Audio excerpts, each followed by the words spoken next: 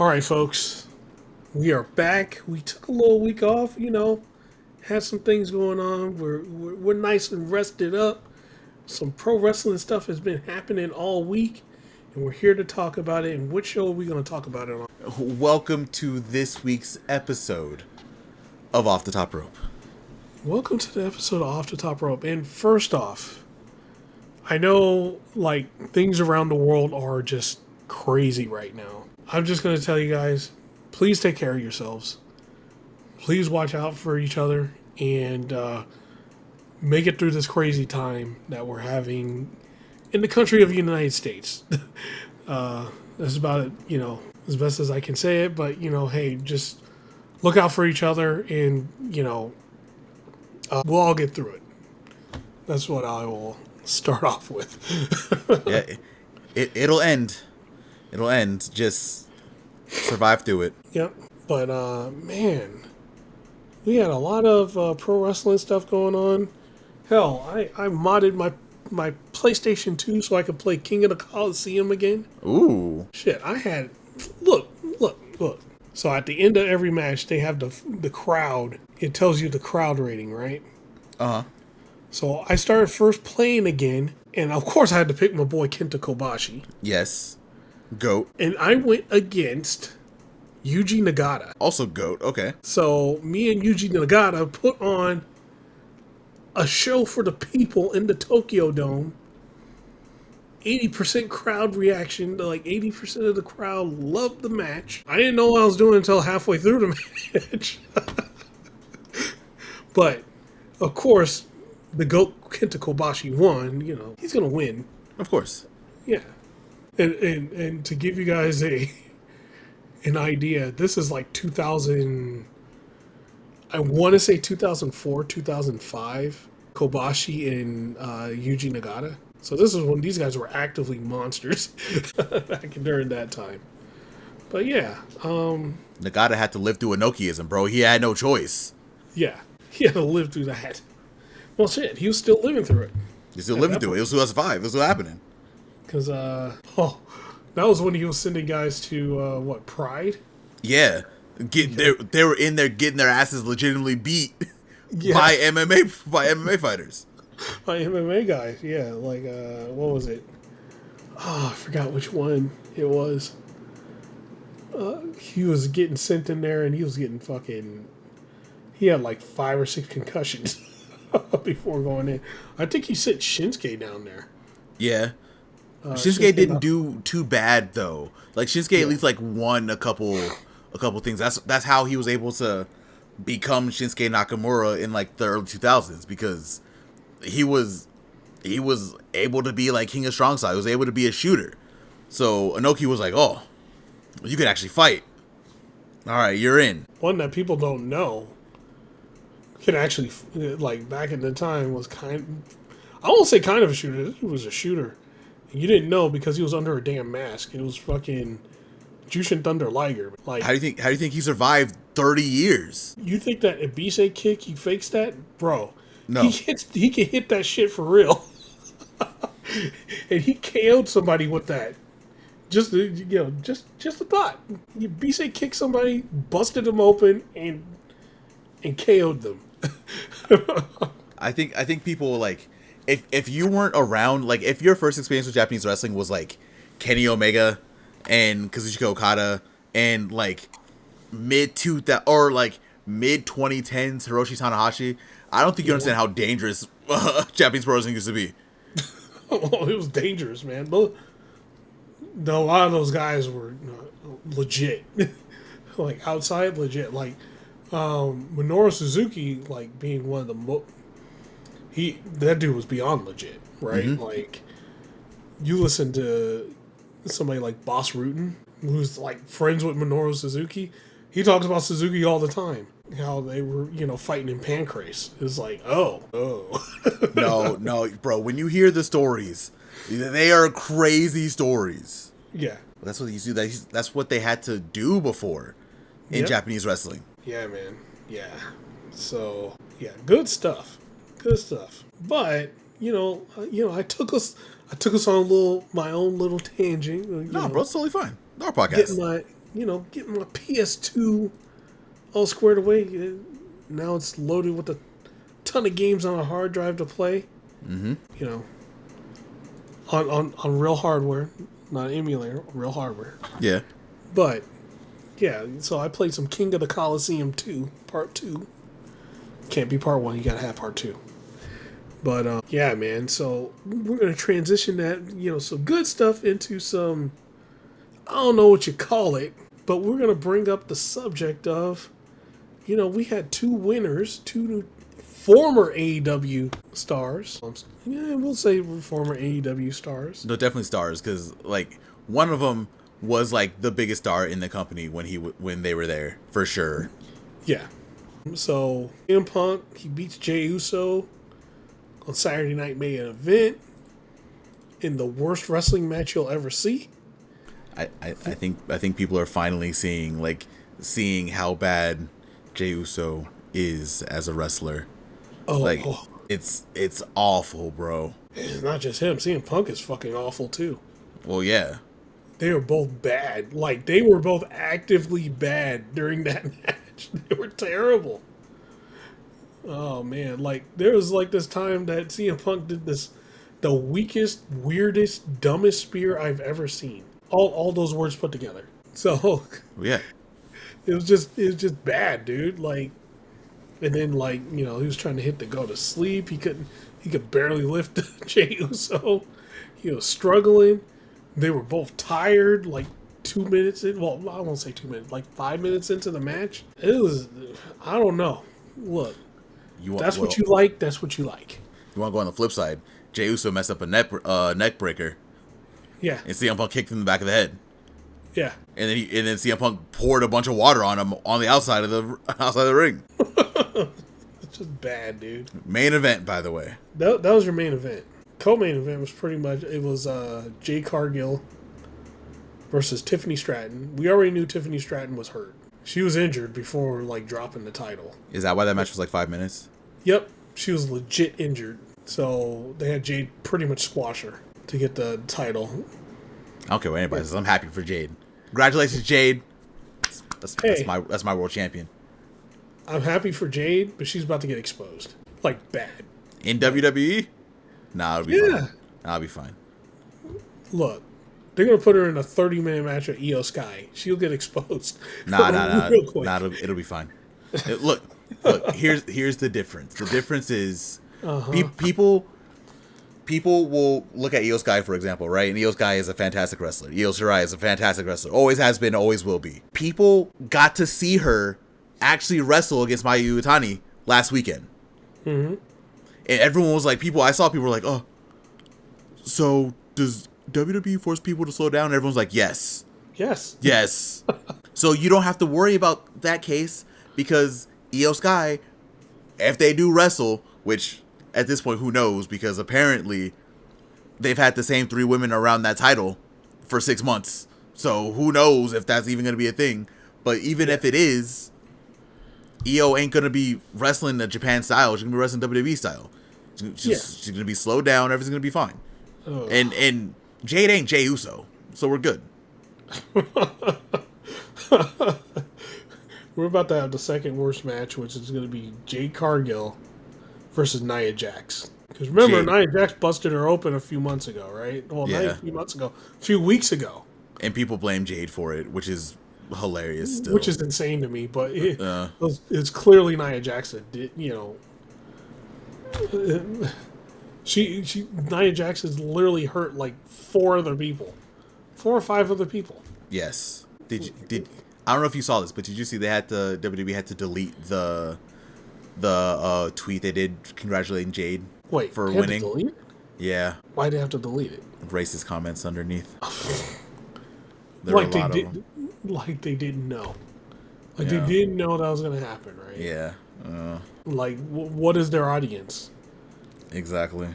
Come on, you got Triple H and Stephanie McMahon actively in the White House with Trump every time they show it on screen. Fucking apparently Triple H wasn't even at Saturday Night Main Event. Yeah, he wasn't he wasn't there. Yeah, he was with Andrew Cuomo. Yeah, in New York. So So you got that, and you see you actively see the type of audience that they're catering to, Yeah. right? So what about that surprised you that was going to happen, right? None of it. You should have expected it. That's your audience. Don't. Hey, if anything, it just showed you. That's what you're pandering to. That's what you're going to get. Yep. Especially on Twitter. Especially on Twitter. Yeah. Lord, God forbid if she beat Rhea Ripley for it. It would probably been worse. What else happened on that show? Your boy retained his title. Who? Dom Mysterio? No, bro, Cody Rhodes. Oh. Your boy. Oh God. In a match where they decided to copy AEW. Yes. Where if Cody were to get DQ'd, he would lose. Uh-huh. And Cody is teasing the heel turn still because he used the belt to win, which is, I'm not saying they're copying. People said Cody copied his own finish for something else, and someone put like a clip of both of them up. I was like, oh, not only did he copy himself, he also copied Hangman MJF, which is crazy. Oh yeah, huh? I didn't even like Hangman MJF. We've talked about that. I didn't even like that match. They did a similar thing. Not only that, but there's other wrestlers using other people's finishing moves now in WWE. Oh, Tama. Yeah. Yeah, shit. Sorry, Tama. I know you. I know using it in WWE now, but it don't look good. And it doesn't. It never looked good when he did it ever.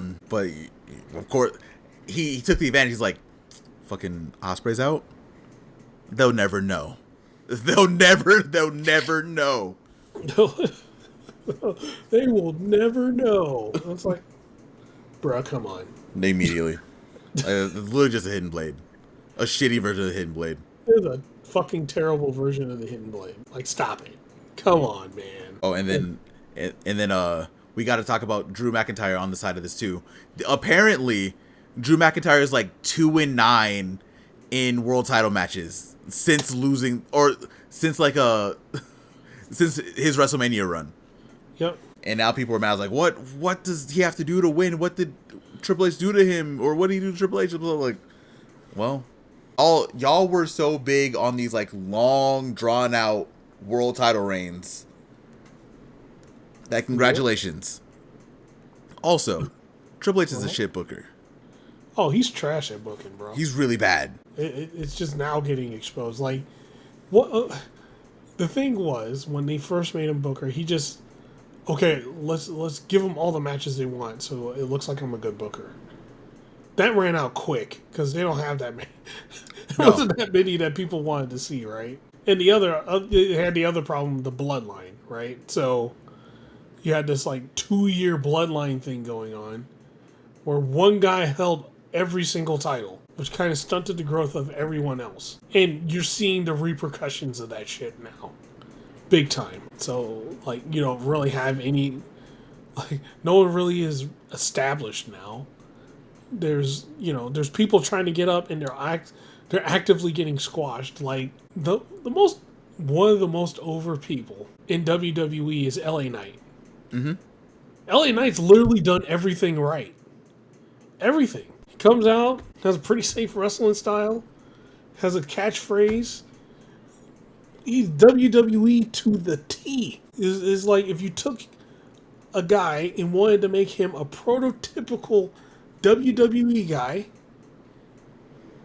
and then modify a Stone Cold Steve Austin gimmick, and then put it on him, and then throw him out there, that's LA Knight. You want me to tell you what he did wrong? What did he do wrong? He got over himself without the machine behind him. Yep. That was the problem. That's the problem. But go ahead. Sorry. Oh, no. I was going to say, but if you look at it, he did everything right. Yeah, no, he did. He did what you're supposed to do if you want to be popular, especially in WWE, but in wrestling as a whole, right? So it's just, the problem was, again, He did it on his own. Yep. And guess who does not like that? Oh, Triple H hates that shit. Because he couldn't do it himself either.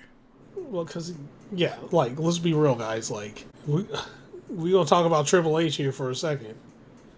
He was always the 5th or 6th best, not even the 5th or 6th. He was always either the 7th or 8th in the line of people at the time. And you could go to your glorious Attitude Era.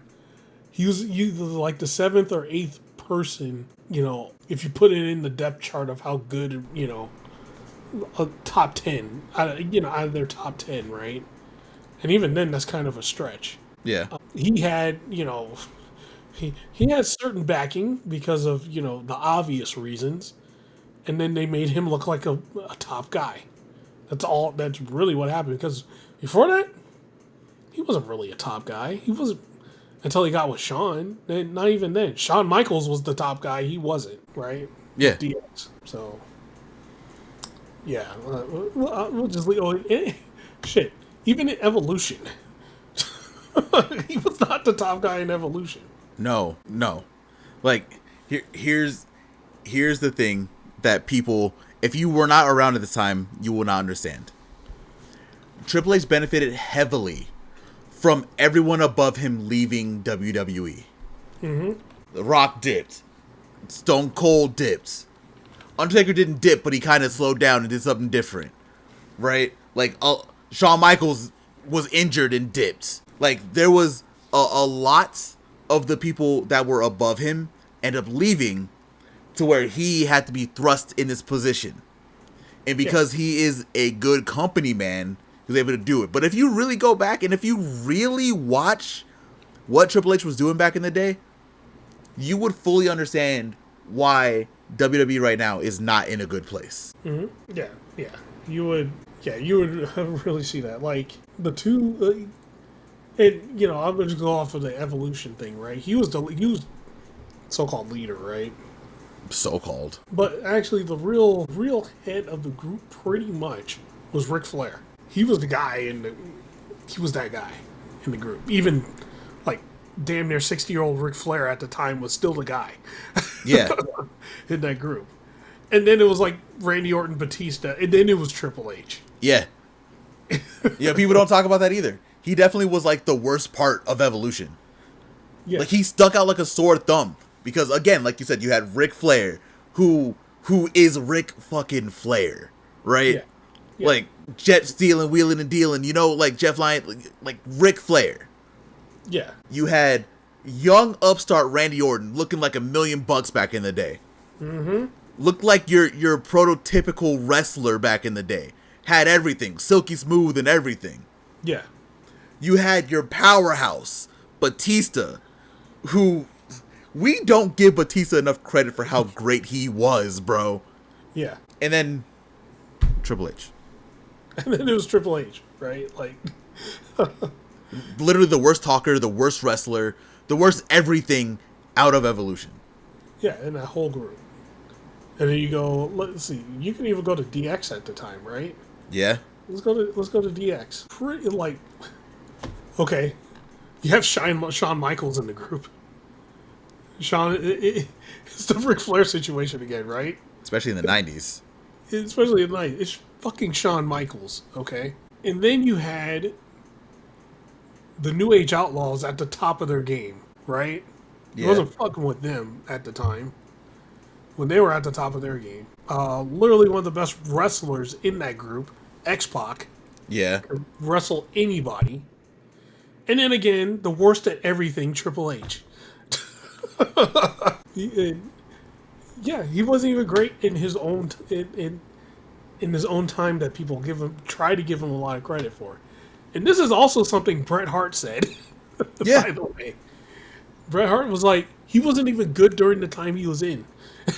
No, he literally was in the position he was because, one, again, like you said, this is all you said. He rode Shawn Michaels' coattails throughout DX as long as he could.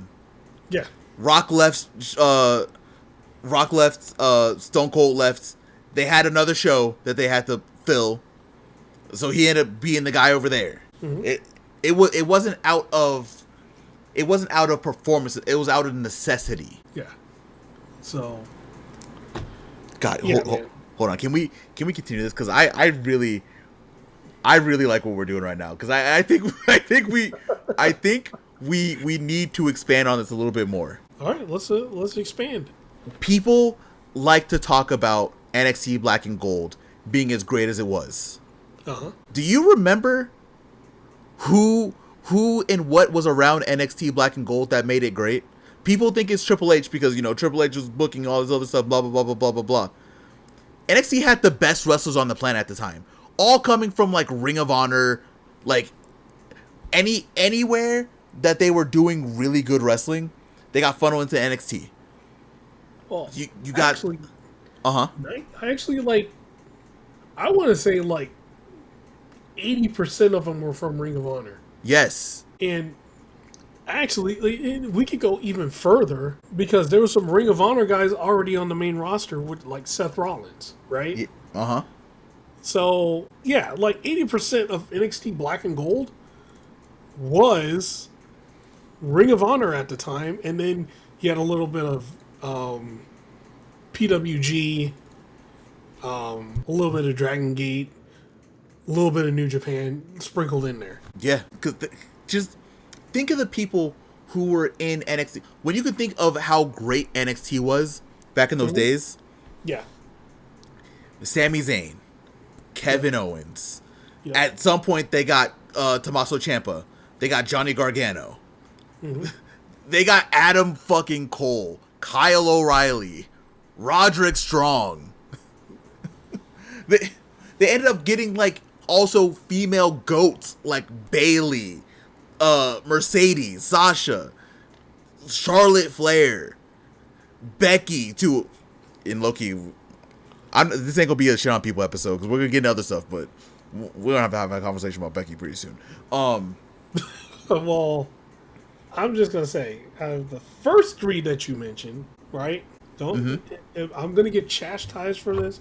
I'm probably gonna get hate in the comments. I'm probably gonna get blocked by people. So she was the worst out of all of them. Yeah. She was, and I'm going to actually be very honest and say Becky Lynch wasn't good until she did the man gimmick. Yeah, once she got busted open on those stairs. Yeah. Because before she was, I don't know, doing the river dance down to the ring. Yeah. Right? Yeah. And, like, her wrestling was just, it was okay. She wasn't at the level of the other three, which was, Bayley, Charlotte, and Sasha Banks at the time. No. Not at all. Just think. She peaked later. She did. And we didn't even mention, like, a lot of people. We didn't even mention, like, Shinsuke Nakamura, Samoa Joe. Like, there's a huge... Exactly. There's a huge list of people that... I am not a booker. I don't know what I'm doing. If you gave me the Black and Gold roster, I guarantee you I could sell out arenas. Yeah. Well, shit. Yeah. We can keep going. Finn Balor. Yes. He was the biggest get at the time. The biggest person that they got at the time was Finn Balor. And when he came there, and they were doing their thing, that was during the time where they were just going out selling out arenas. And they were selling out arenas that Raw and SmackDown were having trouble selling out. Yes. I think people forget that too. Yeah. Black and Gold was that good. Because they had, literally, like Lionel said, the best wrestlers on the planet. Like, it's insane. And a lot of people give Triple H a lot of credit for that. But again, anyone could have booked that well, right? That's why you're seeing what you're seeing now with him, right? Mm-hmm. A lot of people are really upset about shows. People don't understand the direction that shows are going, right? And some people will be like, oh, it's TKOs and all this kind of stuff. TKO ain't booking the shows. Yeah, they ain't booking the shows. So just once you just get a understanding about how garbage Triple H has been for his entire career, and the fact of how he got to be where he is, you would have a full understanding about why WWE is in the toilet right now. I don't care about ticket sales. I don't care about the price of the tickets, anything like that. You put on a good enough show, those people who will go to WWE shows, they're super casuals. They're the ones who have the money. They will go no matter what. They will go if the shows are good. They're not going now because the shows are not good. And because ticket prices are through the roof. And ticket prices. But even that, like I said, the clientele is rich. WWE is the biggest promotion on the planet. Mm-hmm. There's no reason for them to have half-empty arenas. None. So, take that as you will. Not when they were packing them out, like, shit, it was just not even, like a year ago, right? They were packing in the arenas, and then they were packing in the arenas, and just, it wasn't, then it just started going downhill. They got some of the most popular wrestlers on the planet. They can't fill 7,000 seats on a random SmackDown. Yeah. Come on. Would normally be sold out. Exactly. It's all right there. Like please. It's all right there. And I know people are gonna do whatever they're gonna do. Like how do you have Jonathan Cena and you ruin his last year as a wrestler in your company? Yeah. That's like the biggest layup of all time. It's literally been the guy that held up your company during the worst times, right? He went through that, held up your company during then, continued to hold up the company until somebody, can kind of take over. When he finally finally passed it to Roman Reigns, but even that pass was dead because it was at the time with Vince, and Vince was like, yeah, we're trying to make Roman good, but he ain't working. So let's give it to Brock Lesnar. And switch to Brock Lesnar for a bit, right? Mm-hmm. Until they finally found it with Roman Reigns. But Cena was carrying the flag the whole time, man. And for him to go out like this, it's just sad, man. Sad. The fact that he has said that he wanted to retire in Boston. The fact they couldn't even give him that. They have to run in DC. Mm-hmm. The fact that they have to do like this weird gauntlet that he has to hype up for his final opponent. Like there's no one that you can think of on the roster right now that can be his final opponent. No one. Yeah. It has to be a gauntlet. The fact that they turned him heel, did nothing with it, and just pretended like it didn't happen. Oh God. Well, The Rock backed out of it. Yeah.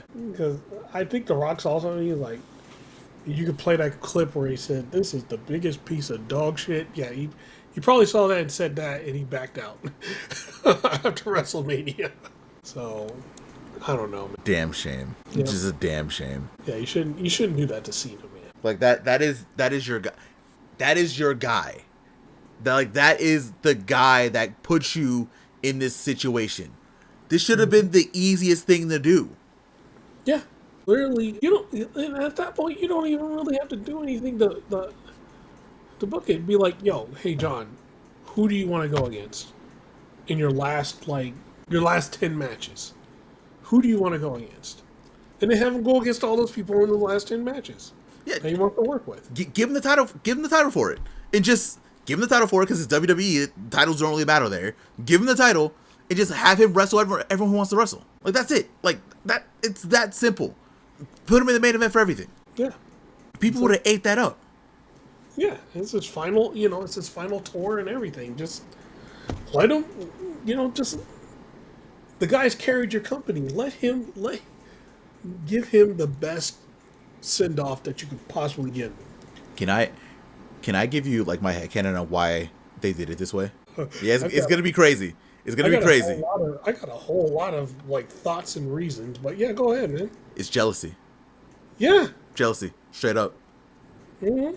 Because Triple H is supposed to be the guy, right? For that little stint between 2002 and 2004, Triple H was the guy, right? He was world champion. He had Evolution behind him. He was able to basically do and say whatever he wanted, literally. Like, he was racist to Booker T in the middle of the whole thing. Yeah. Cena comes along as the prototype, ends up becoming Word Life, becoming really popular. Vince is like, ooh, him. And the rocket goes on him. Yep. So now that Triple H gets the hand of the retirement, he's like, yeah, I'm gonna ruin your fucking legacy. I'm gonna give you the worst heel turn of all time. I'm gonna give you one of the worst championship runs of all time. I'm gonna put you in really bad situations. We're gonna go where I want you to go. We're gonna do what I want you to do. Oh, it's not working? Okay, switch him. No one cares. Just switch. Yeah, no. It's so ridiculous, man. And I agree with you. It goes back to what we were talking about. It's a full circle thing that we were talking about before. Just Triple H in general. And if you want to look at it objectively, anyone could have stepped in the spotlight at that time and overtook Triple H. Yeah. It wasn't that hard. No. Well, I won't say it wasn't that hard, but it wasn't hard for somebody to step in, show promise, and Vince McMahon goes, that's the guy, puts the rocket ship on him, and be like, yo, you sit in the background, Triple H, and go tear your quad again or something. Yeah. We're focusing on this guy. And the thing is, they not only put the rocket ship on Cena and kept it on him, they kept it on him for, 15 years? 20 years. Pretty much, yeah. He's been there. He's been in the top spot that long. Triple H was lingering in the spot. He wasn't actively at the top spot that long. Cena was at that top spot for a long time. Like, Hogan levels of long. And yes, I mentioned Hogan on here. That guy was also, like, top spot for, 20 years. If we're going to do the comparison. And Cena was that guy. Yeah. Yeah, that's true. And that's why it's just so incredibly easy. If you can't book your greatest assets retirement run, you shouldn't be a booker. Look at New Japan. New Japan right now is not in a great place at all. We're not going to talk about the show from today. Like, they had a couple good matches, but we're not going to talk about the show today. Well, we could talk about Takeshita Tsuji. That's going to be great. I don't like that it is a double title match. That scares me because I know how New Japan handles double titles. But that's going to be great. And it should go the way that we expect. Tsuji should win that. Yes. Because Takeshita's going to be focusing on Okada. Even if he wasn't, Tsuji is Tsuji's time. Yeah. I don't like the double championship thing going on here because we just got the global championship. Why are you going to get rid of it? Don't get rid of it. Like, figure out a way to get that off of Tsuji after. But like, you can look at Tanahashi's retirement run in New Japan. Yeah. He is literally wrestling more than he has since his debut year. He's wrestling the entire roster. Other than the fact that we don't know who his opponent is yet, and it's November, and they're building the entire Wrestle Kingdom around him. Yeah. Other than that, the rest of this retirement run has been fantastic. He's been going everywhere, wrestling everybody. He was in a cage match in AEW. He's wrestled in China. He's wrestled literally every single star in New Japan. Like, that is a retirement run. But it is what it is. Like, if you can't do Cena's, I don't think you should be a booker. That's my personal opinion.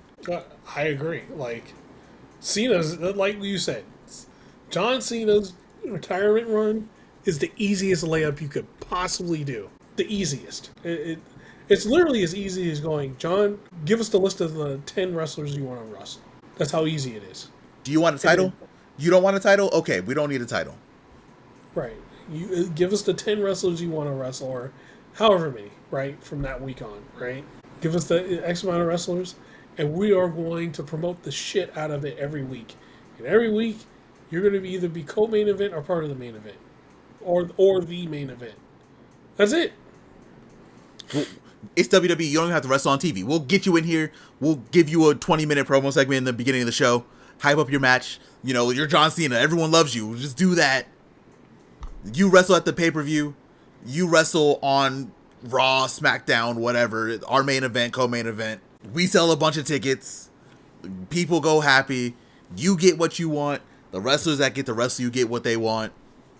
And we all win. Mm-hmm. He retires next month. And a large part of his retirement run was wasted. Yep.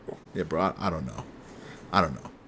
I like shit on Triple H because I feel like he is, he's not good at his job. He is, like, the ultimate, like, just stay quiet and move up type of person. Oh, yeah, yeah. I don't know how you fuck up WWE this bad, bro. Like, there's been some good, the only sets of good spots. And I'm not sure he booked that, right? I'm pretty sure somebody else did it. It's the Gunther run, where Gunther was just wrestling the shit out of everybody. That was a good run.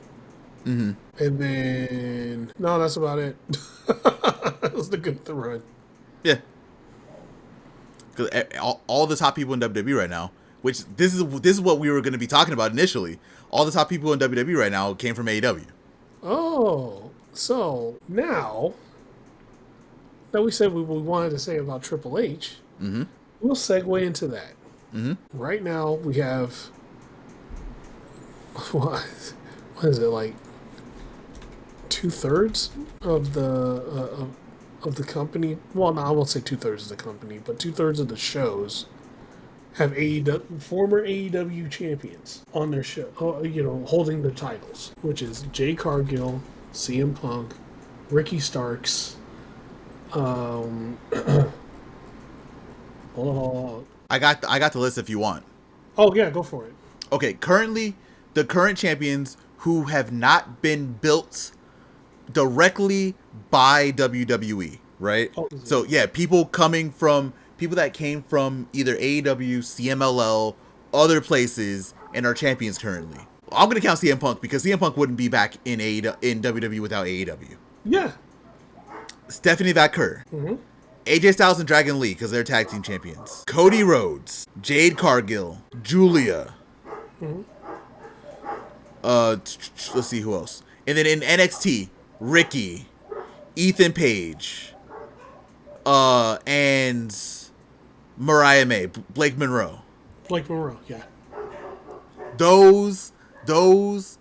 All of those people are champions in WWE currently that likely would not have had a path into WWE without either AEW or, I guess technically, for Julia Marigold. Right.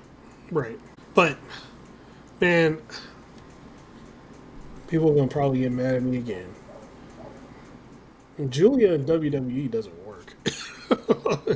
It does not work. Like, her run has just been progressively shittier every time she gets on screen. It has nothing to do with her, right? Like, you got this monster of a wrestler here, and she just doesn't wrestle. I mean, they did the same thing with Io Sky, right? When Io Sky was champion. Yeah. Well, she was champion, that she would barely wrestle. Which makes no sense to me, but you have... but here's the other thing. She has the workhorse... Man, I can't even talk today. Workhorse belt, right? Yeah. In not wrestling. Well, those don't exist in WWE anymore. There's no workhorses. Or they don't let people be workhorses in WWE anymore. Yeah. Well, unless you're Sami Zayn or Ilya Dragunov. That's it. That's it. Sami Zayn, who also, came from Ring of Honor, who was a standout in NXT. Yep. So, Well, they had the best... He had one of the best storylines between him and Kevin Owens. That came from Ring of Honor. It came from Ring of Honor. Literally, the history of it was in Ring of Honor. They couldn't even talk about it because they didn't have anything for Ring of Honor. Yeah. Yeah, bro. It's just... I fully understand because, some of these people are great, right? Like, you're not as big of a fan of Jade as I am. Uh-huh. Julia, AJ, Effie Vaquer, like, all great. They would not be here without outside interference. Well, without AEW. They wouldn't even know who literally without AEW. Without AEW. They didn't even know who Stephanie Vaquer was before AEW, before she wrestled that match with Mercedes Moné. Yeah, and they snatched her up immediately, didn't they? They got her immediately. And actually, look, it's not with Jade Cargill. It's I think there's a misconception that I don't like Jade Cargill. No, that's not true. It's not true at all. Mm-hmm. I do like Jade Cargill. And I've been vocal about what I don't like. She took her time shitting on AEW because she said they didn't have no performance center. They didn't have no people to talk to. Literally, you had Bryan Danielson, Christopher Daniels. You had a lot of minds. Like John Moxley was actively taking people under his wing and hell, even asked openly. Kenny Omega, so on and so forth. William Regal was around at that time too. Regal, Dustin Rhodes, who had, literally has his own wrestling school, right? Mm-hmm. They just had to get their asses up and do it themselves. That was the only difference. Like WWE, you kind of have to you have to go into the performance center, versus you schedule the time to do it and do it yourself. And they sanitize you because, like, you can see the difference. We can even use Jay's example, but you can see the difference between when people have to go through the performance center and when they can just wrestle, right? Like when AJ Styles came in, AJ Styles didn't have to go through no performance center; he just went and wrestled. Right. That's why he was so good when he was there, right? When he was at the beginning, he was like fantastic, because he was just in there and able to wrestle. Yeah. Like a lot of people, they get sanitized in the performance center, and they're not the same. They're not good wrestlers. They're good for WWE standards, but at this point, their standards are not great. No, they're not very high. But to go on with the Jade Cargill thing, the thing I didn't like was when she was saying all that, and then she gets in the ring in WWE and is actively worse than she was in AEW. She's so much worse. Right? Like, it's not even funny. That's what I don't like. And then you see the women in AEW now, they're all demons now. like she was below average some people are going to take this the wrong way. She was below average in a bad women's division. Okay? How dare you? Right? Like, that was the Britt Baker era. Like, she was below average in a bad women's division. She wouldn't even be able to get into the top 5 or top 10 in the current AEW women's division, right? She's not at that level at all. I mean, if you really want to talk about it, like, you want to go to the top 20. The top 20 are doing Blood and Guts and the women's tag title tournament, right? Right. So, and people are going to take this as I'm crapping on Jade Cargill. I'm not. I'm just saying she's actively worse now than she was when she was in AEW. But she's saying, oh, they have the performance center and stuff like that. She hasn't gotten any better with a performance center. Okay? So all that trash you talked, and you come out looking worse. That's where I'm like, well, hold on a second. Wait a minute. You don't have to say all that. Just say you have an option to go to the performance center and just leave it at that. Nah, bro, it's in the WWE contract. You gotta shit on AEW. I mean, Cody Rhodes does it. CM Punk does it. Ricky did it. Ethan Page did it. Mark Henry just did it. Like, not a few days ago. 'Cause he was upset that they didn't call the slam that Powerhouse Hobbs uses. That they don't call it the World's Strongest Slam. Well, he would have got mad if they did call it the World's Strongest Slam too. So he was like, "Well, they're disrespecting me, motherfucker. You're just doing the standing power slam. That's it. that's literally all it is." Yeah, it's nothing crazy or special about the move. You didn't invent this move. People were doing it before you. Yeah. So, that is me talking about, like, what I didn't like about what Jade Cargill was doing and saying, and then looking worse. Like, if you're going to say all that stuff, you need to look better than when you left, right? In my book. Not look like a fish. Well, 1, look like a fish out of water. 2, just look bad. when you're in the ring. You look like you took like 2-3 steps back from that last match you had with Chris Statlander, right? Bro, That's my thing. bro, you put Jade in Marigold right now, you're gonna see the demon again. I'm telling you. I'm telling you. You throw her in Marigold because you can't throw them anywhere else because they're WWE centric. You throw Jade in Marigold, you're set. You're good. But yeah, not in a way. I do agree with you though. Like it is weird that they all talk a lot of this shit. They have to do a lot of this like bad talk about AEW for honestly kind of no reason, right? Like you don't gain anything out of this. You guys got what you wanted, right? You used a platform to get to the platform that you want to go to. There's no reason to shit on the platform that got you there. Because what if you need to go back to that platform? Like Ray Phoenix. Yeah, like Ray Phoenix. Like what are you gonna do if you get let go? Like I don't want wrestlers to get let go, right? I don't want that at all. But what's gonna happen? Yeah, what are you gonna do? What are you gonna do if they let you go? You can't go back to AEW. You forced your way out and you shit on it the entire time, like the back half of the time while you were there. Uh-huh. And people, I saw people saying like, "Oh, what has Ray Phoenix done to AEW?" I was like, "Bro, he was a tag champion. He was an international champion. Trios champion. He was a trios champion. He was heavily featured on shows. Yeah. Yeah. He's literally a Triple Crown champion in AEW, but apparently he did nothing in AEW.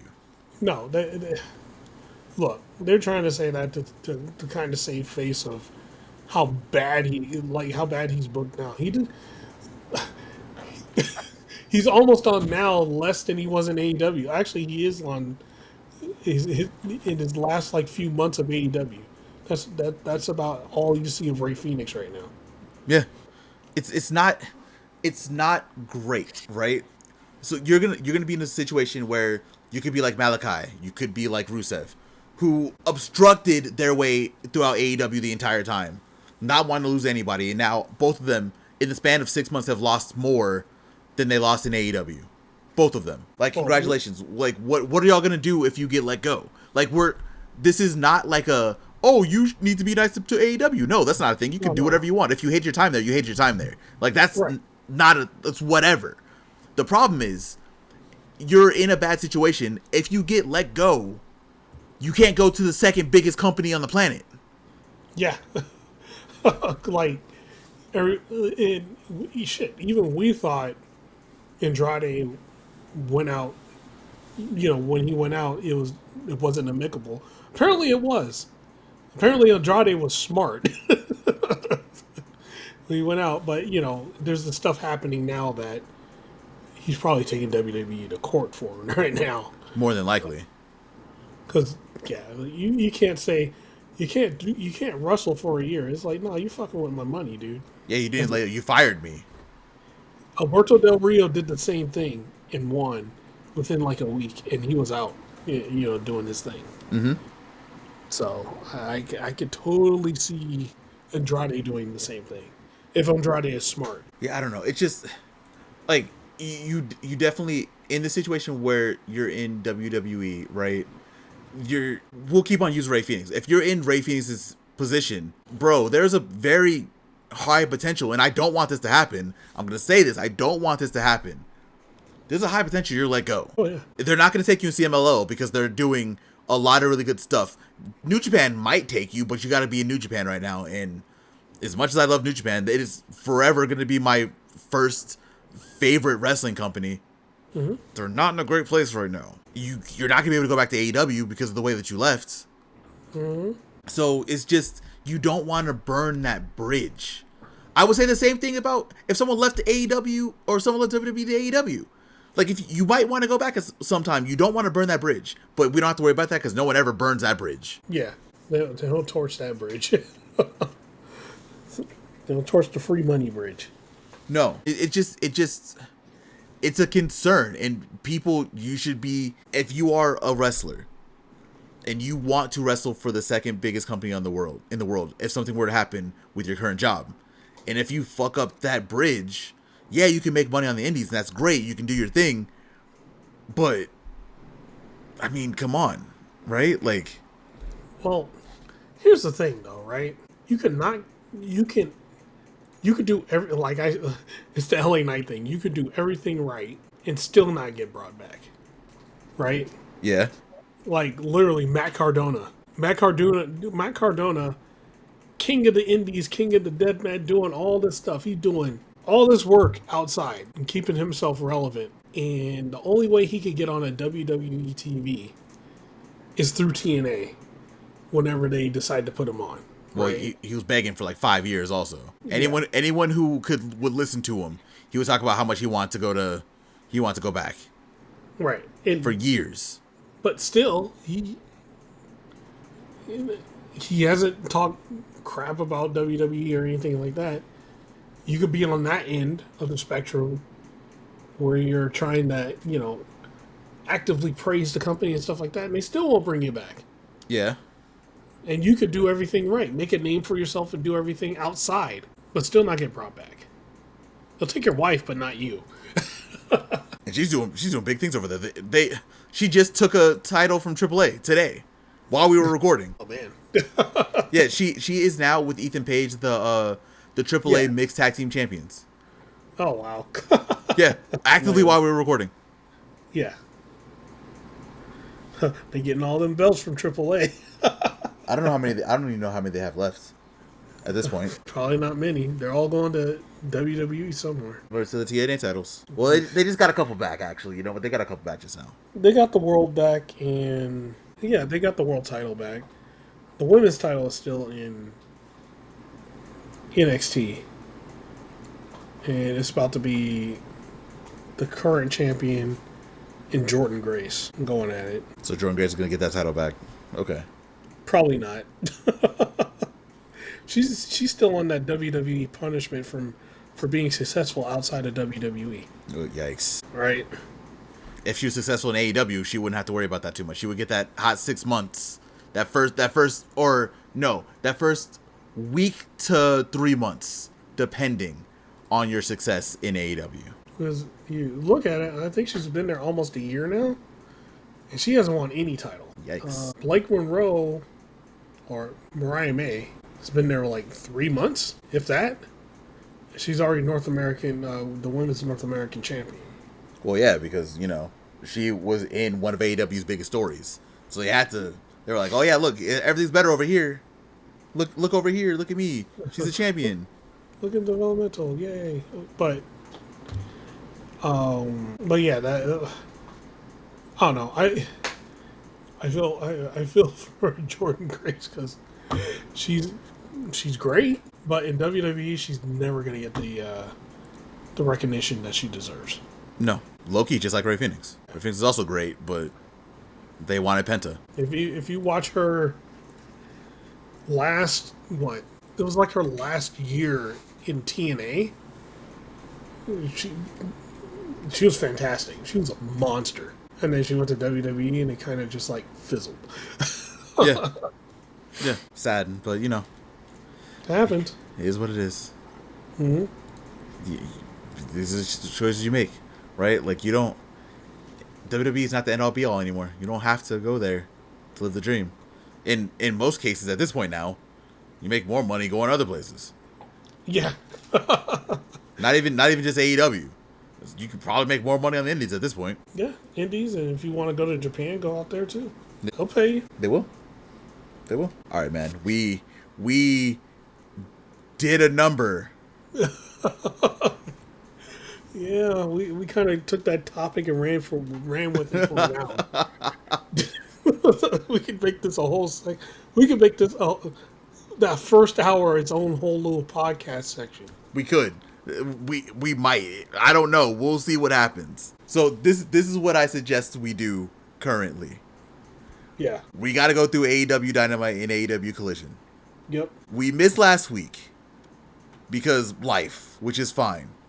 Right. Instead of going through the whole show, you want to talk about your favorite bits and pieces from Dynamite and Collision? Yeah, sure. I'm going to start with one of my favorite pieces of Dynamite from this week's Dynamite was the four-way That main event. That main event, man. The main event was excellent, man. Like I don't care what anybody said. That shit was fun. Lashley had the little bro hook at some point. Down. Calm down.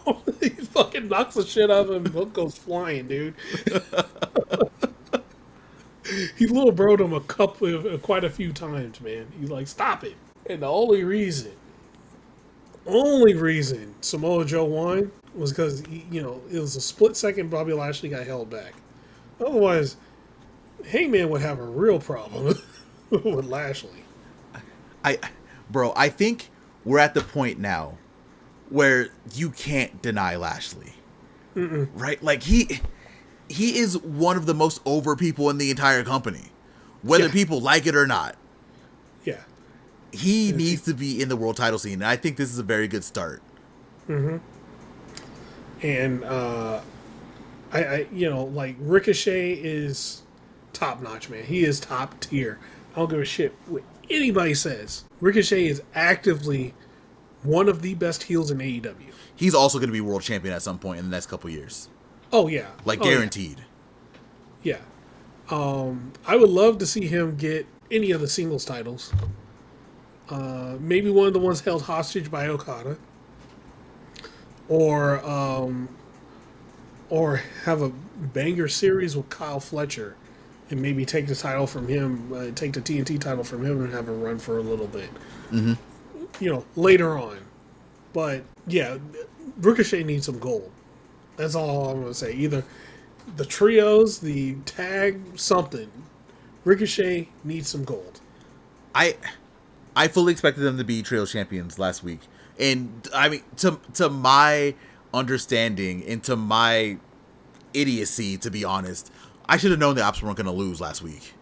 Mm-hmm. Like, they weren't going to lose to the Syndicate. They weren't, like, I fully expected...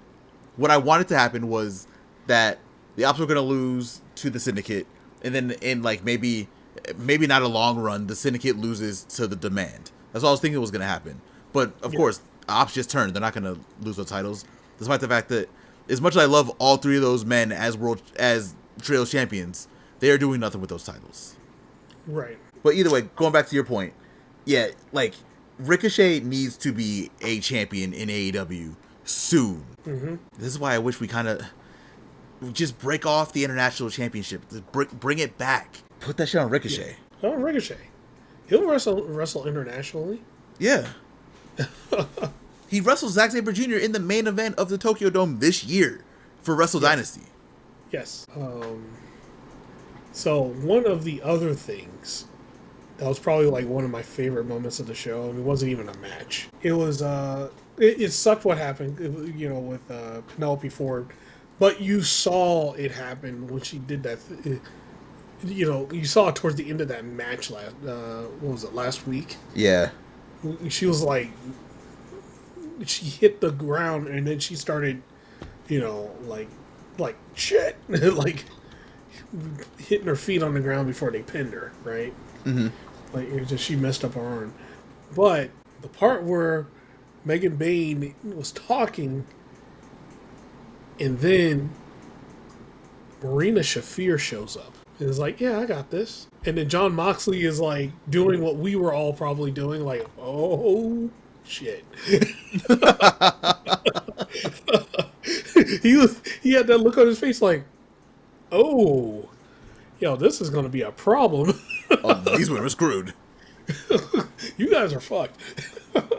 And if you watch Ring of Honor this week, that's clearly what happened, because Megan Bain and Marina Shafir versus victims, pretty much. They murdered those guys. It happened on Collision too, to be honest, if we're going to be completely honest. But yeah, like, I didn't know I needed that pairing, but it happened, and I'm like, I need this. We all need it. And plus, it gets Marina Shafir in the ring now. They've been actively trying to find people to wrestle Marina. She's Defy Women's World Champion. Yeah. She can barely get matches in Defy. She murders everybody. Exactly. John Moxley talked about it on commentary. Like he's been going around. They've been trying to find people for her to wrestle for a year. She'd be killing people, so everyone's like, I'm scared. Look, man, when you see a video of her smoking a cigarette and doing like, lifting weights, she was doing like neck lifts to strengthen her neck. Yeah, and smoking a cigarette. Yo, I'll scare half of any women's division. Yeah, you see that video, you're like, you know what? I'm good. Yeah. That part was like one of my favorite parts of Dynamite. Also, the tag match that the women's tag match that happened. That one was pretty good. It was good that Jamie Hayter and Queen Amanada worked out way better than I thought it would. They were getting their stuff in, but it's kind of clear that they're gonna, after the blood and gut stuff, they're probably gonna be singles wrestlers again. I had them picked to win, and my bracket got busted immediately. You should have went with what I said. I said the Sisters of Sin are either winning the titles or they're going to be runner-up or close. Bro, do you want to know what happened? I went with my heart. When I saw that headbutt, that headbutt haterade combo, the Queen's haterade, I was sold. I was like, yeah, they're going to be champs. That's it. That's it. That's it. Oh, man. They got you. They got you. Like, I literally photoshopped a bracket and put it on Blue Sky. I know. I saw it. And I was like, oh no, he went with his heart again.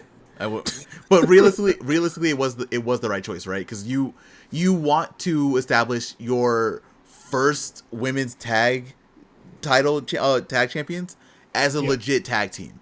And yes. I know people are going to be like upset. I know it's going to be like really annoying, but that's how you have to establish those titles, right? Like Sisters of Sin are a tag team. TJ are a tag team.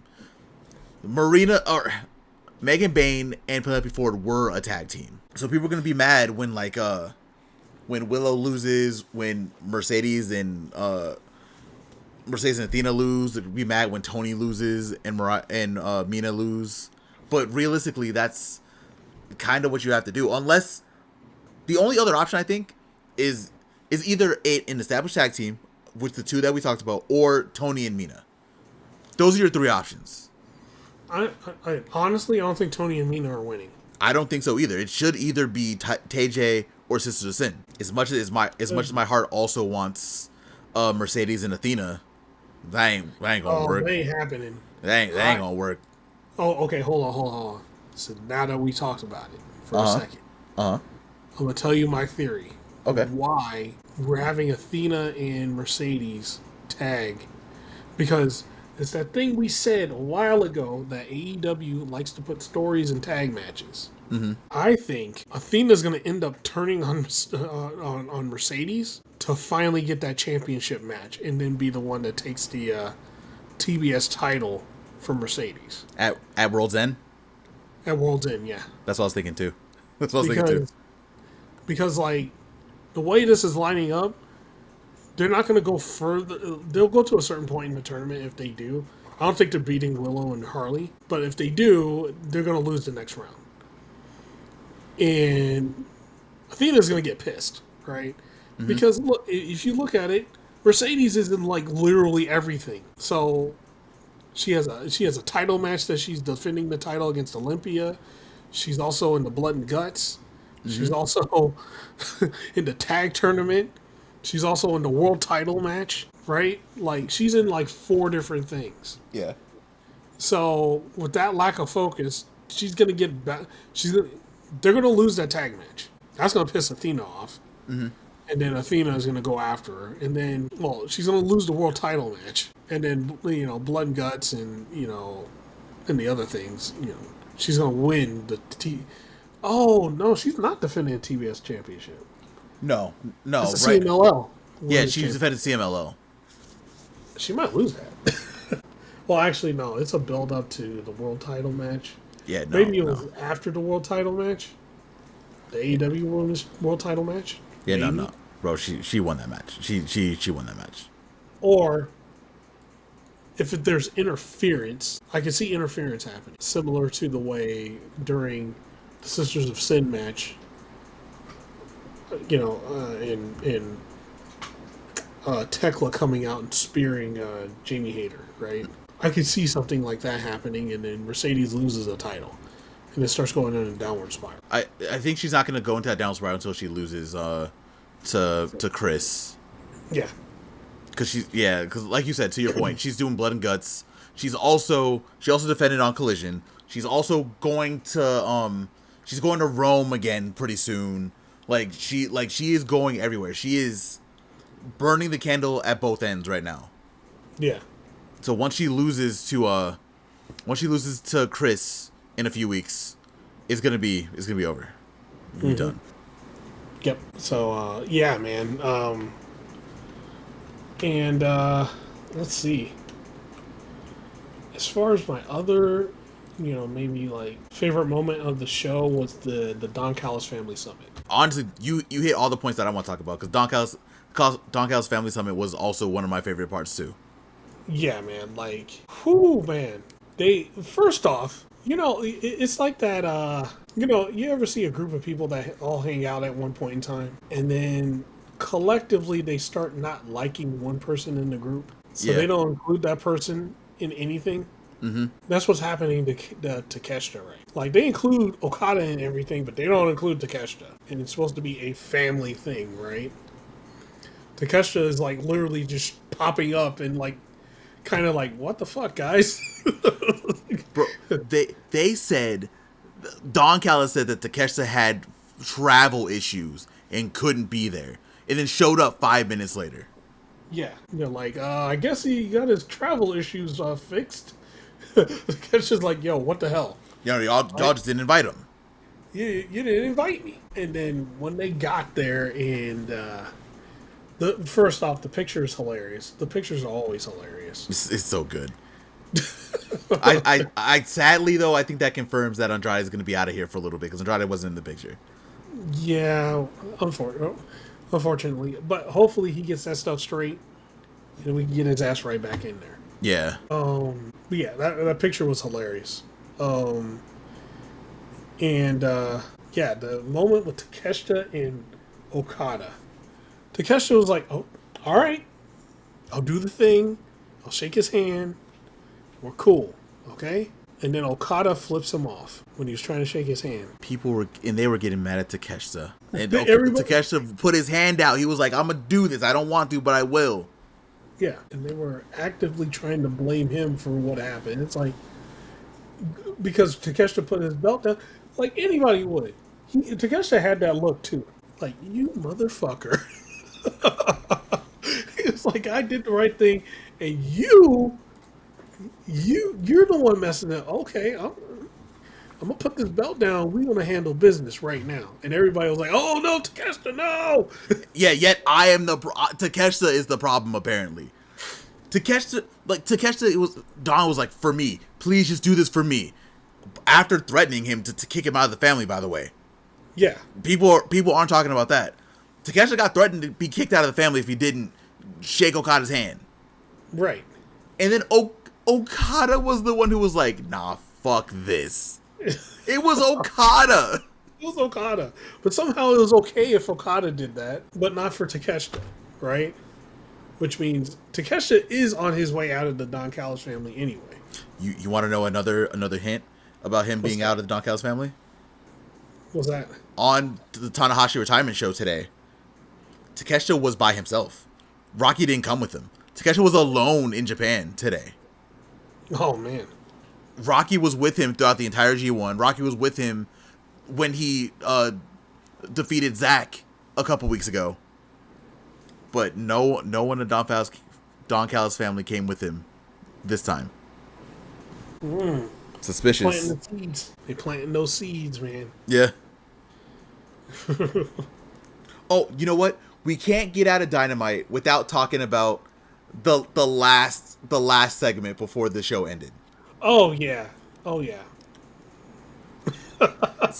So Samoa Joe wins. We talked about that main event already. Samoa Joe wins. He's going to be wrestling Hangman at Full Gear. Tony Schiavone gets in, and it's a little slow. It's a little clunky at first, but he's talking. Tony is talking. Yeah. And everyone's like, "Oh, let's have a toast." And the ops were like, oh, okay, whatever. Oh no, this was before that. Before that, yeah. Before that, we had a bunch of mascots come in, and they got beat up by the ops because they're like, oh, we've watched the show before, we know what's going on. One of these is Hangman. One of them wasn't Hangman. Then Tony Schiavone comes in and is like, hey, we have a toast. Like, we're going to do all this stuff. Like, this is great. Long live AEW. Long live Full Gear. Long live our men's world champion, Hangman Adam Page. The embodiment of cowboy shit. And everyone's like, what? And then Tony comes into the frame, and it's not Tony. We hear Hangman's voice. Hangman jumps the ops dressed up as Tony Schiavone. It was so wrong, though. Bro put in like 3 pillows. I was looking, I was like, Hangman, Tony ain't that chunky, bro. Like, you don't have to do that. He put the pillows in his back, his front, everything, man. Shit was hilarious. It was so good, though. It was so good. AEW did that really well too. It was just fantastic. Mm-hmm. Also, they gave us the fake out by thinking that he was gonna be like the Michelin Man. Oh, like he was that one year. Yeah, they gave us the fake out. Was not. It was fantastic. Just great all around. That's really it. Do you have anything else you want to talk about for Dynamite before we move on? We're gonna do the same thing for Collision. No, that's it. Those are the highlights for me. Going to Collision, then we got to talk about the main event first before we do anything. Yeah.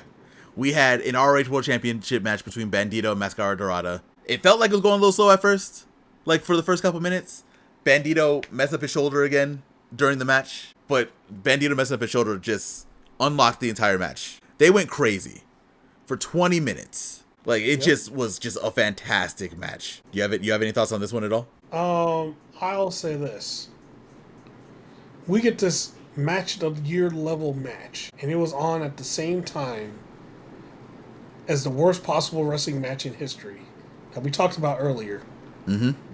CM Punk versus Jey Uso. Mm-hmm. We got the best match. We eating good over here in AEW. That shit was so good, bro. It was so good. Yeah.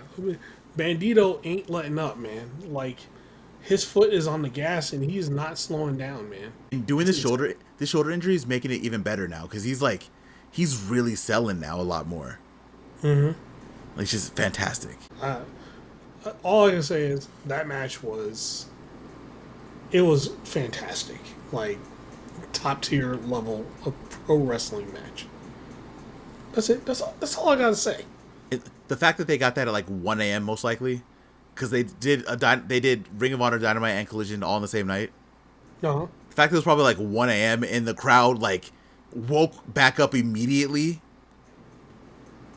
Like, it just, Bandito has to be like, you're at least bare minimum, you're wrestler of the last 6 months. Bare minimum. Yeah, bare minimum. No one's doing it better than Bandito right now. Nope, he's going on.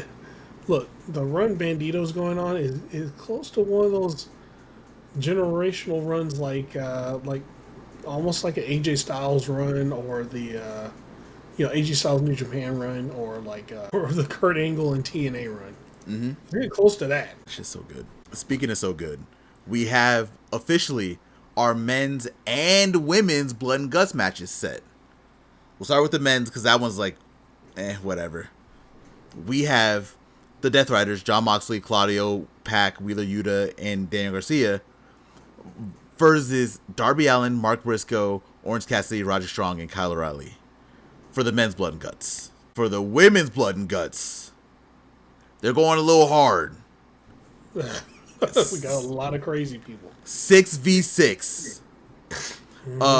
Tekla, Julia Hart, Sky Blue, Megan Bain, Marina Shafir, and Mercedes Moné versus Jamie Hayter, Queen Aminata, Willow Nightingale, Harley Cameron, Toni Storm, and Chris Statlander. If that ain't the fucking main event of Blood and Guts, I don't know what is. It should be the main event, right? It's the first women's Blood and Guts. It should be the main event. And they stacked it to all hell. Yeah. You literally got probably about the top 10 women in AEW all going at it. Like, this is the majority of your main event scene, I would think. Most of it. Yeah. minus timeless Tony Storm.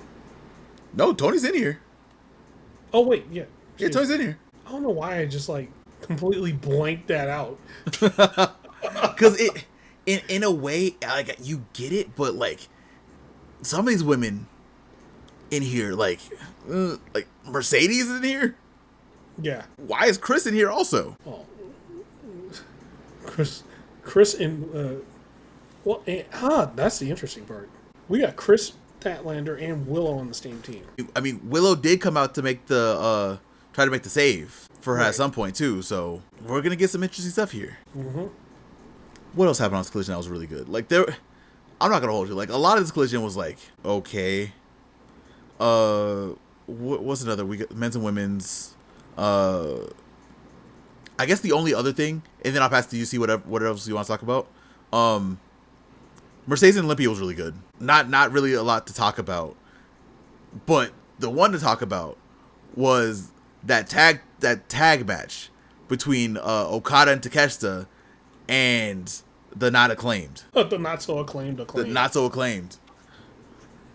I don't think I've seen a match in a long time where the two partners hate each other more than they hated their opponents. It's been a while. On both teams. It's just dysfunctional. And the fact that Bowens and Caster could have won this match and Bowens could have pinned Okada if they just got along for 5 more seconds. They had Okada down, bro. Like they were close to beating him.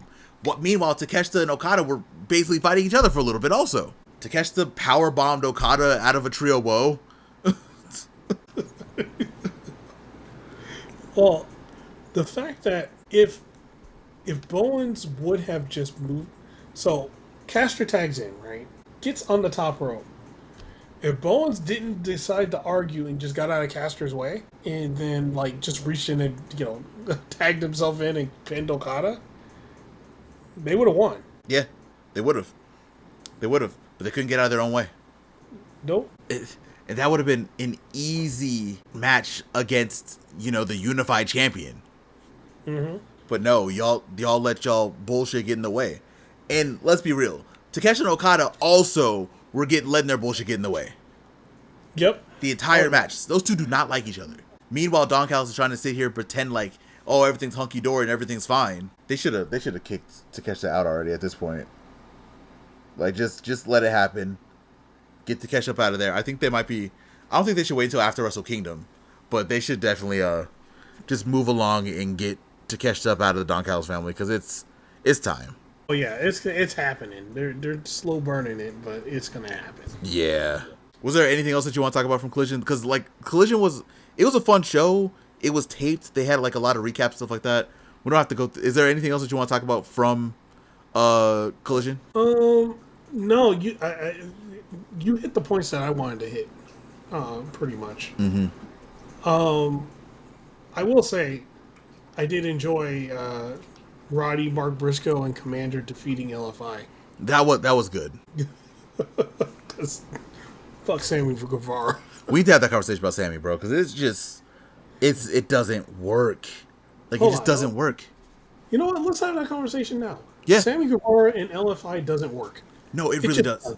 It's such a weird pairing, such a weird vibe. You watch Ring of Honor more than I do, so you have a little bit more context about how this pairing and how LFI is going. On Dynamite and Collision, like it feels like Sammy's trying too hard to fit in.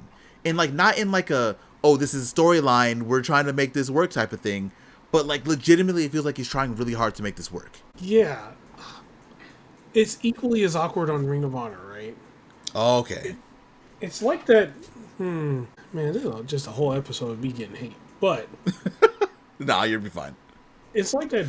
It's like some really dorky kid trying to fit in with a bunch of jocks. That's what it feels like to me. Yeah. He doesn't really fit in at all. He has nothing in common with any of them.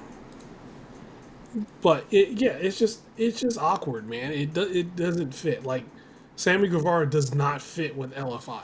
Like, especially like you see him around Roosh, and it's like, no, it doesn't look right. Then you see him around Mortos and Trilistico, and it's like, no, he still doesn't look right. It doesn't feel right. It's just too awkward. Yeah. It's really awkward. Your analogy is really good because it really does feel like that. Like, because even Dralisico is cooler than Sammy at this point. Yeah, right? Oh, go ahead, sorry. No. Go ahead, man. Go ahead. It definitely just feels like it just does not make sense. Like, Sammy needs to be heel, right? Sammy works better as a heel. Right. But I feel like this could have been one of those situations where you get that tag title off of him, the Ring of Honor tag title off of him, and let him go, like, be a heel on his own and really try to, like, figure himself out. Because that's what he needs right now. What he needs is to sit down and figure himself out. Because he's a great wrestler. Don't get me wrong. He's great at what he does in the ring. Character... Mm-hmm. Yeah, okay. Maybe I was going a little too far. You know, you're right. Maybe I was going a little too far. But, character-wise, he needs to figure out exactly who he is. And he's been saddled with groups the entire time he's been in AEW. Yeah. Well, no, you were right. He is a great wrestler. Actually, I'm going to make a little comparison. He's got the Dante Martin problem. You know what? Yeah. Right? He rolled 10 on wrestling and then 1 on everything else. Boy ain't got no charisma. He's never had it. None at all. He tries so hard. He tries. He tries really hard. Like, I gotta give him that. He tries, but he's got no. He like, even when he first came out and he was in the little panda thing, right? He just doesn't have charisma. You see him, you're like, okay. Dante Martin at least has some charisma, but yeah, Sammy Guevara doesn't have any. No. He shows up and he's just like, I don't know. I don't feel the charisma. Okay, I just don't feel it. I don't feel what it is. Like, he doesn't have presence at all. And I think what makes it worse is that you're with a group that has infinite presence. Yeah. Like, Roosh alone makes that group of LFI. Oh yeah. But it also helps that you have, like, Mortos is in there looking great and can do things also. And Dralisico has been, like, silently one of the most improved over, like, the last year. Mm-hmm. Like, all of them just feel like they have that. I don't want to call it the it factor. I don't want to call it that. But they just feel like they have that charisma. They have that, like, they have that swag, that flair whenever you see them. And then when you see Sammy with them, it just ruins it. No, it's just everybody else. There's LFI and Sammy, right? Like, that's what it feels like. It's LFI, this group that has good charisma. They look good. They do their thing. You know, you put them in any time, they look like $1 million. They can look like a threat. Most of them are all, all those guys are killers when you put them in the ring. And then you got Sammy Guevara. Yeah. Who is not any of that. No, not anything close. Right. And I agree with you. He needs to go on his own for a bit, right? Because he has 100% been saddled with groups. Like Jericho, he was with Jericho like twice, right? In very long stints. Years, bro. Years. And then he was with Dustin Rhodes, which, you with Dustin Rhodes. I think Dustin's great, but, like, Dustin doesn't fit what Sammy does because it felt, again, this is just all feeling and perception, right? That's all we can really do on this podcast. Yeah. Like, it just feels like they were trying to make Sammy a good guy, and he's not. Right. You put him together with Dustin Rhodes, like, of course he's gonna get cheered with Dustin because it's with Dustin. But at the same time, like, it wasn't what he needed. He needed that heel turn, and he got it, but it should have been with him by himself and not with LFI. Yeah, it didn't. The heel turn was fine until Sammy started talking. Yeah. It would have been fine if he just said, he turned heel, maybe have Roosh talk for him or something like that, right? Yeah. It just, it was all good until Sammy started talking, and then it just was like, God, why? Yeah, I don't know, bro. Like, I fully understand that they want to try to do something with Sammy. They want to figure something out, right? That's totally fine. Mm-hmm. I think he needs to stand on his own. Like he Yes. needs to be by himself for a while. And even if you want to give him like the ROH TV title, if you want to put a title on him, I think that's fine. But he should be by himself, and he needs to like figure himself out. Like, I mean, we saw Kyle Fletcher, right? Kyle Fletcher was with oh my god, he was with Mark Davis for a long time. Mark Davis goes out, Kyle Fletcher goes to Ring of Honor, finds himself, and look at him now. Yeah. He's $1 million. Yeah. And, you know, you can say the same with, Jack Perry. Yeah. Right? Jack Perry, for a little bit, was, you know, he didn't find his character until he was on his own. You know, he was, they broke apart the Jurassic Express. He had that incident with CM Skunk. And then when he came back, went to Japan for a little bit, had that little stint out there, found his character out there, came to Chicago, it hit, and then he took it, you know, and ran with it. Yeah. And he's still that character now. Like, whether people like really realize it or not, he's still that character now. He literally came out with the scapegoat mask on this week on TV. Yeah. Yeah. He's that guy still. Yep. He's found his character within Jurassic Express also. Like, he found who he is. So that's why Jurassic Express works so well right now. Despite the fact that we missed them, they should have never broken up to begin with. No, actually, I'm kind of glad they broke up and got back together. Really? Yeah, because if they would have stayed together the whole time, they wouldn't feel as good now as I don't think they would have felt as good as they do now. That's because they both broke apart and kind of built up their characters more, right? Yeah. Luchasaurus is pretty different from the Luchasaurus from Jurassic Express from a long time ago. He is different. Jack Perry is different from when he was in Jurassic Express the first time too. Like, they kind of went their own ways and went through some shit and then got back together. That is true. Right? Yeah. And now they're like they have a different dynamic, and they feel better as a team now than they did in the beginning. And they have no Marco Stunt. So, yeah, they feel even better as a team now than they did in the beginning. Homeboy selling cars. It's a car salesman. Hey, he can't... Dude jumped off a thing and hit a ladder and broke his back. Yeah, he ain't wrestling no more. Yeah, he retired. But yeah, you know what? You're right.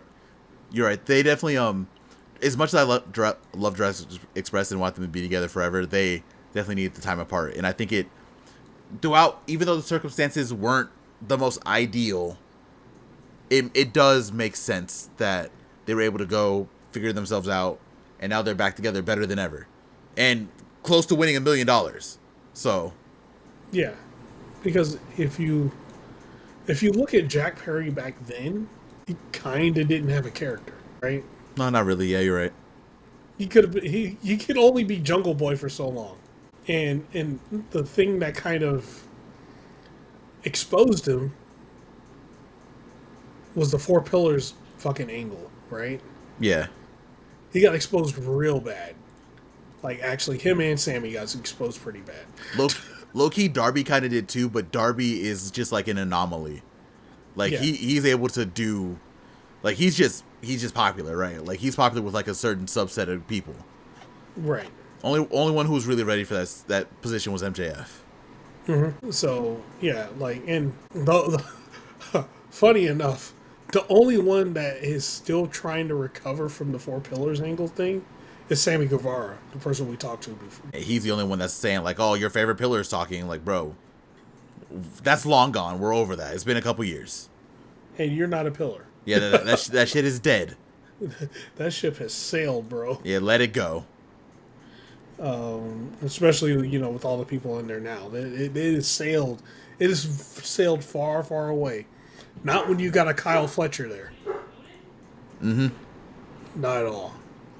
Kyle Fletcher, Swerve, Ospreay, Hangman. Yeah. But yeah, bro. You're right. Like, it's Sammy definitely needs something. They need to figure that out. And LFI just ain't it. Yeah, just ain't it. Any other topics you want to hit? Anything else? I don't know what else we haven't talked. We didn't talk about some of the like backstage segments. I think that's fine. Oh, you know who we didn't talk about? Oh, there was one. Go for it. We weren't gonna leave this episode without the MXM TV casting call. Yes. Can I just say, yep. Max Caster, thank you for making these open challenges. Thank you for doing this. MXM is thriving in this situation right now. Yes. Oh, they're just so good. And the fact that it was Fright Night Collision and Mansoor and Mason Madden dressed up as Johnny TV and oh god Taya Valkyrie, thank you. Just great. Oh boy, it is so good. And they got wrecked though. That match wasn't like that match was about 5 minutes. The new Bang Bang Gang, the new trio. Looking pretty good. It looked pretty good. But yeah, we couldn't have done this show without saying anything about MXM TV. It's them being on TV every weekend doing this is great. We are going to get that Outrunners Dalton Castle Trios match at some point here. Speaking of the Outrunners in Dalton Castle, they wrestled on Ring of Honor. They had a match on Ring of Honor. They look fantastic on that team is fantastic. So whenever those two teams have like a feud, is going to be great. I'm gonna call it right now. Full Gear pre-show. We're gonna get a MXM TV casting call, and it's going to be the Outrunners in Dalton Castle coming out. Full Gear. That's my call. I'm calling it right now. That'll be hilarious.